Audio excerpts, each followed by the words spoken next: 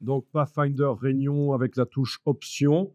Et ce que j'ai pas dit, mais vous aviez sans doute vu, c'est que à un certain moment, si vous voulez en faire une forme normale, une seule forme, plutôt qu'une forme composée, ben, il faudra, en ayant la forme sélectionnée dans le Pathfinder, par exemple, cliquer sur Décomposer. Et là, c'est une seule forme. Voilà. Pour une raison ou pour une autre, ça pourrait être intéressant. Bien.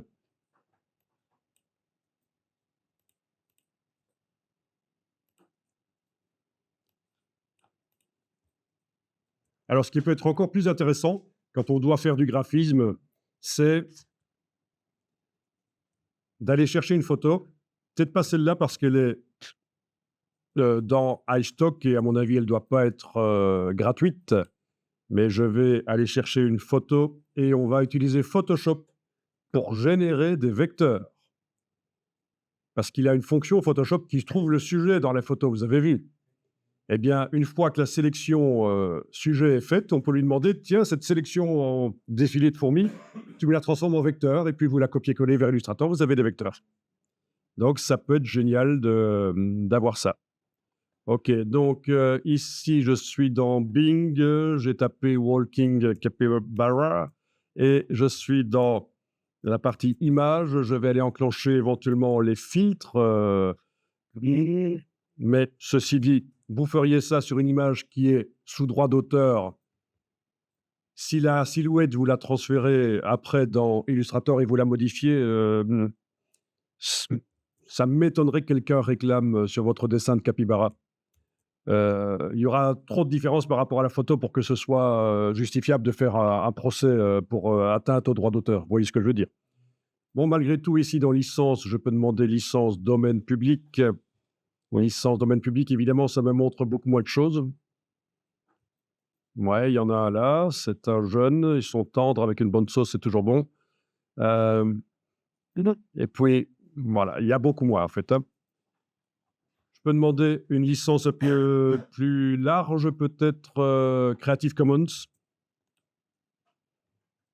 Il y aura peut-être un peu plus, oui. Alors celui-là est en Creative Commons sur Flickr apparemment. Bon, la photo est pas très précise, 1024 x 683, mais c'est pas grave. Ça peut être très bien. On en a un ici aussi, Flickr, voilà. OK, on peut aussi prendre des vidéos et prendre un extrait d'une vidéo, c'est encore mieux. Comme ça, on a 1000 photos parmi lesquelles on peut choisir. OK. OK. Afficher l'image. Donc, une fois que vous avez cliqué sur la vignette dans Bing, vous avez le bouton afficher l'image et vous cliquez dessus et dans un nouvel onglet, ça ouvre l'image. Si ça n'ouvre pas l'image, vous pourriez tenter de faire avec cette version un peu plus floue. OK, mais c'est la même ici, de toute façon, voilà. Donc, vous enregistrez ça.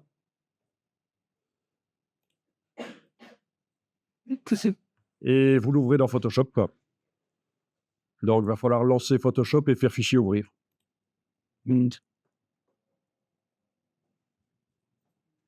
Pendant que Photoshop se lance, je vais quand même aller peut-être en télécharger une autre.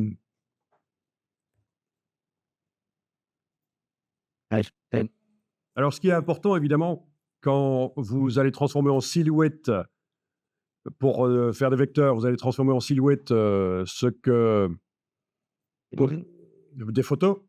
Mais ce qui est important, c'est que quand on ne verra plus les détails, on reconnaisse quand même l'animal parce que chaque membre est bien séparé dans la silhouette. Vous voyez ce que je veux dire?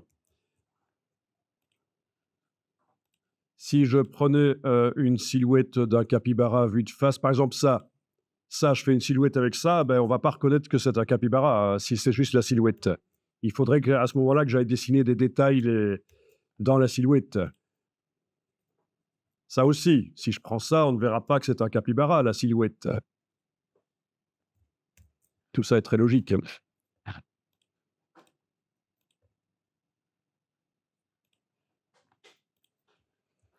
OK, donc Photoshop, vous ouvrez.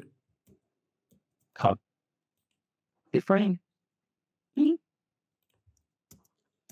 vous êtes sur le Mac, et que vous avez un fichier qui est sélectionné, si vous enfoncez la barre d'espacement sur le clavier, ça vous montre en grand. Ça peut aider.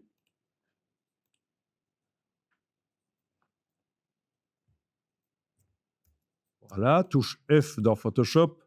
Shift tabulation, je me débarrasse des palettes. Voilà. Ah, il y a quand même de l'herbe qui passe par devant. Ici, on va voir si Photoshop arrive à s'en sortir. Bon, ben, outils, sélection de sujet. Je survole. Ah, il s'en sort très bien. Voilà, je clique, ça fait une sélection.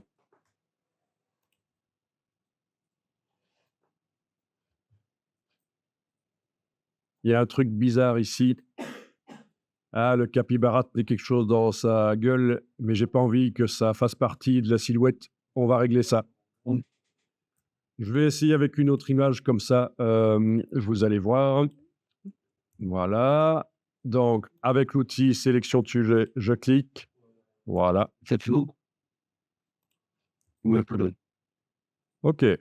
Ça marche. Il y a des défauts parfois, hein. On va voir comment les corriger rapidement. Donc, ce qu'on va faire vite fait dans Illustrator après, c'est ce genre de choses. Des silhouettes superposées, bien reconnaissables, avec des couleurs différentes et des modes de fusion différents. On va peut-être faire ça qu'avec des capybaras. Vous allez voir, c'est juste rapide. Ça montre que pour faire du graphisme, il ne faut pas nécessairement faire de l'hyper-réalisme avec beaucoup de détails. Parfois, des choses très simples, ça peut être sympa. Donc, c'est l'idée. OK, on est dans Photoshop, on a tous sa sélection au pointillé. Alors, vous pouvez par sécurité mémoriser la sélection. Elle va se mémoriser en fait dans Photoshop dans ce qu'on appelle la palette des couches. Donc, menu fenêtre couche, c'est pas obligatoire de l'afficher, mais c'est juste pour voir que c'est là que ça va se passer. En dessous des couches qui font les couleurs dans l'image, et on va stocker la sélection par menu sélection, mémoriser la sélection. Il y a d'autres manières d'y arriver, mais je montre en général une seule manière. OK, voilà, on a la sélection qui était stockée au cas où. Et ça veut dire que maintenant, si j'enregistre sous au format Photoshop, cette image, la sélection que j'ai faite avec l'outil d'objet, sélection d'objet, ben elle est là, accessible. On pourra la récupérer quand on veut. D'accord? Bon, vérifiez quand même que dans la palette des couches, vous avez bien mémorisé la sélection. Le nom, il vous demandait un nom, mais il fallait rien taper, hein, parce que c'est quand on a beaucoup de sélections mémorisées qu'on donne des noms. Mais là, il n'y en a qu'une seule, alpha 1, c'est ce qu'on appelle une couche alpha. Bon, ben vérifiez comment ça va marcher par la suite. Faites menu sélection, désélectionner. Et voilà, on imagine que vous avez fermé l'image, vous l'avez réouverte, l'image arrive comme ça, la sélection au pointillé n'est pas sur l'image. Comment faire pour la récupérer? Le moyen le plus simple, c'est avec la touche commande du Mac ou contrôle sur le PC, de cliquer sur la vignette ici. En ayant la touche commande enfoncée ou contrôle, et ça récupère la sélection. Voilà. Alors, il est possible qu'il y ait des erreurs, que l'intelligence artificielle ait fait des erreurs sur la silhouette. Si je fais contrôle tabulation, je passe à l'autre image. Vous savez que ça marche comme ça, hein, contrôle tabulation. On peut passer d'une image à l'autre. L'autre image, s'il y avait ceci qui m'ennuie, je voudrais enlever ce qu'il a dans la gueule. OK. Donc, comment faire? OK, donc cette image-là, même principe, menu sélection, mémoriser la sélection. Voilà, c'est là. Alors, si vous prend l'idée de cliquer sur la couche et puis de vous dire, tiens, je vais maintenant réafficher l'image, voilà. Sachez que c'est deux colonnes dans la palette des couches. Vous avez la colonne ici qui vous indique sur quoi vous travaillez et vous avez la colonne ici qui vous indique qu'est-ce qui est affiché. Donc, actuellement, d'après ce que je vois chez moi, je travaille sur la couche alpha et tout est affiché. Donc, la couche alpha apparaît en transparence par-dessus l'image. Et si j'enlève l'œil, c'est l'image en couleur qui est affichée. La couche alpha ne l'est pas. Et je travaille sur la couche alpha. Donc, c'est une situation foireuse.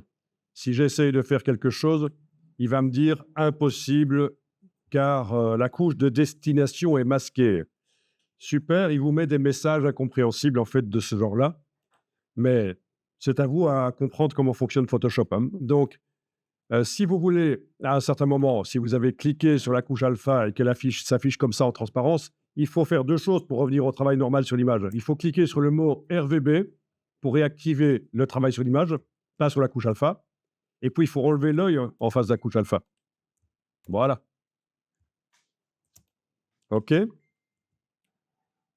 Voilà, je vous l'explique ça parce que forcément vous allez le faire. Vous allez cliquer sur la couche alpha, vous allez dire: «Tiens, maintenant je vais réactiver l'image». Ben non, vous allez enlever l'œil en face de la couche alpha et vous n'allez pas comprendre pourquoi ça marche pas. Donc, vous avez compris, il y a 2 colonnes. La colonne de droite où on active sur quoi on travaille, la colonne de gauche, on décide qu'est-ce qu'on voit. OK, alors ici, on va faire la correction de la silhouette parce que parfois l'intelligence artificielle, ça foire. Alors, vous avez la palette des outils en 2 colonnes, on est d'accord? Vous avez ici cette icône, mode masque, vous cliquez sur elle. Voilà. C'est ce qu'on appelle le quick mask. Alors, on peut aussi, en enfonçant la touche Q sur le clavier, l'enclencher. Voilà, il n'y a pas besoin de cliquer sur l'icône nécessairement.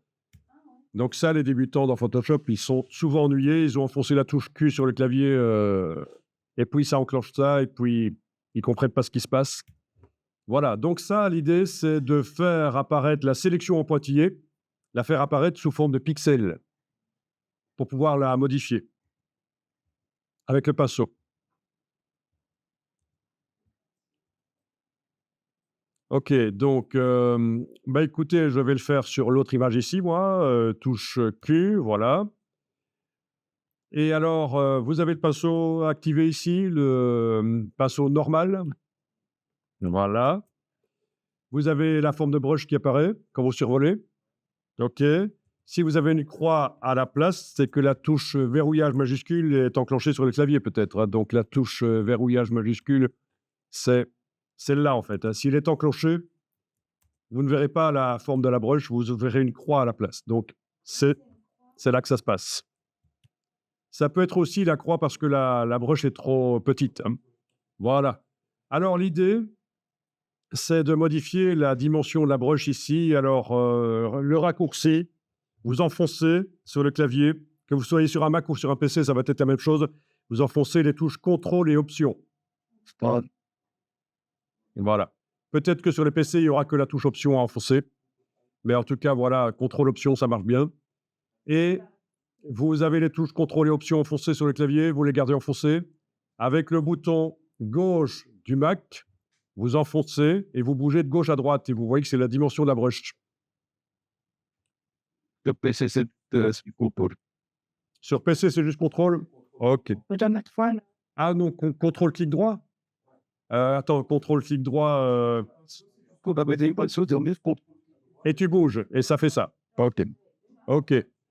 Oui, oui, c'est clic droit sur le PC en effet. En effet, je vous ai précisé que c'est le clic gauche ici sur le Mac parce que sur le PC, c'est avec le clic droit pour obtenir ça.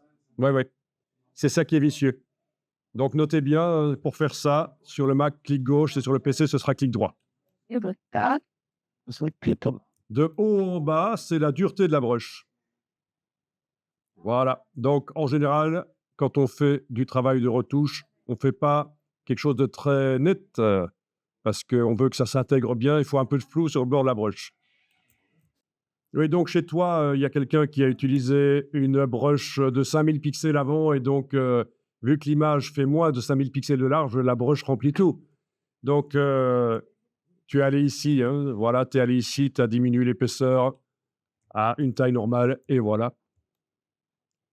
L'image est très peu précise ici, hein, c'est vraiment une image, pour la s'il fallait la retravailler dans Photoshop, ce serait un peu, pas génial. Elle fait seulement 500 sur 328, celle que j'ai prise. Mais pour faire le boulot qu'on veut faire ici, la silhouette en vectoriel, ça passe. Donc voilà, vous avez, ici la remise à 0 des couleurs dans la palette des outils, vous cliquez dessus. Là, vous êtes en train de dessiner avec la couleur qui est dans la case du devant, là, l'avant-plan, premier plan. et c'est du noir. Et donc, quand vous dessinez sur l'animal, par exemple, ben, ça amène de la couleur transparente. En fait, c'est du noir. C'est du noir. On le voit d'ailleurs ici dans la palette des couches. Pendant que le Quick Mask est enclenché, vous avez la couche de masque dans la palette des couches et on voit que je viens de faire un trait noir et le trait noir apparaît transparent. C'est pour me permettre de voir ce que je fais, évidemment. Ça se superpose à l'image par transparence. Alors, touche X sur le clavier, ça va inverser les deux cases. Là, je dessine avec du blanc, je redessine sur le trait que j'avais fait. Et voilà, il est parti. Il n'est plus là. et on-off. Donc, l'idée, c'est de dessiner avec du noir et du blanc suivant ce qu'on veut faire. Ici, je vais faire touche X et avec une brush pas trop grande, à bord flou, je vais aller redéfinir la silhouette du capybara comme ça, voilà. OK, on est d'accord? C'est l'idée, c'est de corriger un peu les erreurs, de l'IA si c'est planté. And the thing on brain. Si vous avez débordé trop, soit vous faites un contrôle Z, soit touche X et vous venez redessiner en blanc par l'intérieur. Voilà, voilà. So no, no, Alors moi j'ai du rose, mais vous avez autre chose comme couleur? no. Voilà. Eh bien, ça dépend de la photo sur laquelle on travaille. Donc pour changer ça, c'est très simple, il suffit de double-cliquer sur l'icône du Quick Mask I need to. et d'aller changer ici la couleur. Donc surtout, vous gardez ce ciseau masqué, c'est bien. Et vous cliquez sur la couleur. Dans le sélecteur de couleurs, vous pouvez aller changer la couleur. Ça dépend ce qu'on fait. And the second. Et puis on réenclenche le Quick Mask et voilà. Donc, vu que c'est une photo avec quand même pas mal de verdure, enfin, relativement, c'est un peu verdâtre, quelque chose qui ressemble à du vert, c'est un mauvais choix. Il faut toujours prendre la couleur qui est un peu complémentaire, hein. Donc voilà, je suis revenu avec du rose. Voilà. OK. Alors, je vous montre juste dans l'autre image. Je vais désenclencher le Quick Mask. Oui, je pourrais dessiner en noir sur ce qui tient dans la gueule, là, pour le supprimer de la silhouette. Mais bien sûr, si je suis en affichage de la sélection par pointillé, je peux, avec un outil de sélection, aller enfoncer la touche Alt et englober la touche Alt pour mettre le petit signe moins à côté du lasso, là. Englober et ça va enlever. Ça marche aussi. On avait déjà vu ça, le lasso négatif, il me semble, non? Oui. C'est moins précis qu'avec le pinceau. Vous n'allez pas pouvoir, avec un pinceau flou, vous pouvez faire des bords de sélection qui ont de la transparence. Tandis qu'avec le lasso ici, non. Enfin, si, avec ceci, mais c'est un peu foireux, un peu vieux. Vous voyez ce que je veux dire? Donc, pour ceux qui se diraient: «Oui, on peut aussi corriger la sélection avec des outils de sélection, le lasso notamment», ben oui, on peut aussi, le faire. C'est pas qu'il est de là. Elle peut aussi le faire avec le lasso. Ajouter, aussi avec la touche, shift, ça fait un plus, on peut ajouter oui, on peut corriger les choses, quoi. C'est cool. Donc les 2 sont possibles. Vous avez vu les 2 méthodes. Voilà, une fois que vous avez corrigé au pinceau, dans le Quick Mask, vous le désactivez. Sa petite vignette disparaît de la palette des couches parce que c'était temporaire et vous avez une sélection corrigée.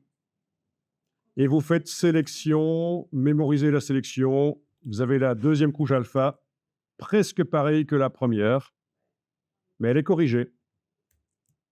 Donc vous avez, la sélection au pointillé. Là, je l'ai plus parce qu'avec le lasso, je viens de cliquer, et ça a désactivé. Donc soit je fais commande Z, pour faire édition annulée, soit, je l'ai enregistré précédemment et je fais touche commande, cliquer sur la vignette. Voilà. Souvenez-vous que dans la palette des couches, on avait normalement mémorisé la sélection et c'est intégré au fichier quand on enregistre sur le disque dur. Les couches alpha sont intégrées. C'est intéressant. On les récupère quand on veut. Et donc l'idée, c'est de transformer ça en vecteur pour l'utiliser dans Illustrator. Donc vous allez dans le menu Fenêtre, Tracer. All invite flowers. And then. C'est. Non, pardon. Et là, vous avez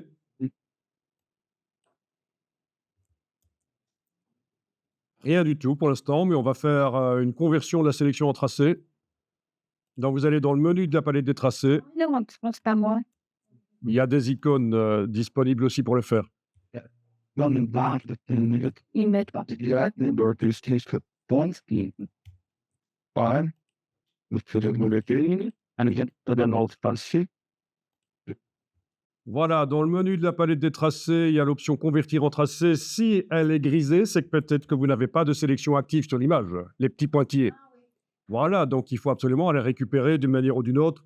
Touche commande du Mac, contrôle du PC, on clique sur la vignette ici. Sur cette partie-là, le dessin, hein. Si vous cliquez là, ça risque de pas marcher, mais c'est bien là. Et donc les pointillés sont là, menu de la palette des tracés, convertir en tracé. Il va vous proposer une valeur de conversion. Ah tiens, il n'a pas fait ici. Allez, je réessaye. Oui, c'est ça. Il vous propose une valeur de conversion de... On va essayer avec 2, c'est la valeur moyenne. Ça, c'est le nombre de points, le détail. Donc, vous cliquez sur OK.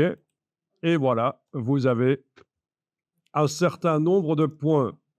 Alors, si ce n'est pas assez précis à votre goût, il va falloir annuler la conversion, édition, annuler, convertir en tracé, et recommencer la conversion, donc menu de la palette des tracés, convertir en tracé, et à la place de 2, par exemple, je vais essayer 1. Ça va entre 0,5 et 10. 0,5 le plus précis et 10 le moins précis. Voilà. Ça, c'était avec 1. Vous voyez le nombre de points. Voilà, c'est peut-être un peu plus fidèle à la forme de la bestiole. Vraiment, ça dépend des images. Donc, la conversion, vous avez fait une vignette qui s'appelle tracé de travail. C'est une vignette temporaire. Il vaut mieux la prendre et l'amener sur le signe plus dans le bas de la palette des tracés. Comme ça, c'est une vignette permanente. Dans la palette des outils, vous avez la flèche, comme dans Illustrator, vous la voyez? Voilà, flèche noire. Si vous cliquez à côté du tracé, il n'est pas sélectionné. Si vous cliquez sur lui, il est sélectionné. Parfois, il y a des tracés qui sont en plusieurs parties. C'est le cas chez moi. J'ai un trou ici entre les deux pattes qui n'est pas sélectionné si je vais cliquer sur la silhouette extérieure. Vous voyez, ça n'est pas sélectionné. Donc, le mieux, c'est peut-être d'englober avec la flèche, de faire un rectangle englobant. Vous tracez un rectangle autour et tout est sélectionné. Tous les tracés sont sélectionnés. Et vous allez les copier. Vous faites édition, copier. Et puis, vous allez dans Illustrator. Je vous rappelle, c'est commande tabulation pour passer d'un logiciel à l'autre. Et vous faites édition, coller. Et vous pouvez coller en tant que forme composée. Ça devrait le faire. Voilà. Voilà. Alors, la dimension à laquelle ça se colle, ça va dépendre des dimensions de l'image dans Photoshop. Image, taille de l'image, on a des dimensions en centimètres, mais ça n'a pas d'importance parce qu'on va pouvoir agrandir les vecteurs dans Illustrator. Est-ce que le transfert par copier-coller en tant que forme composite, ça a marché? OK.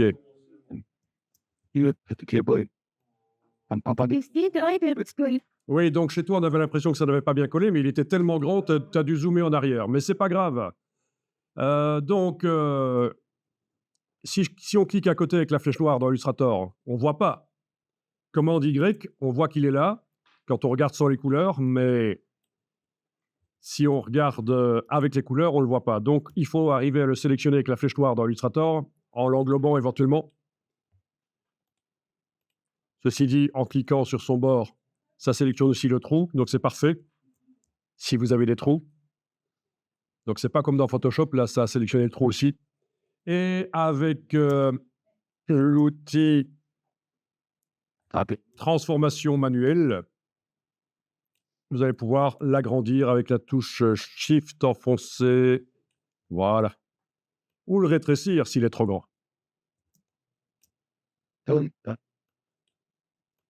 OK.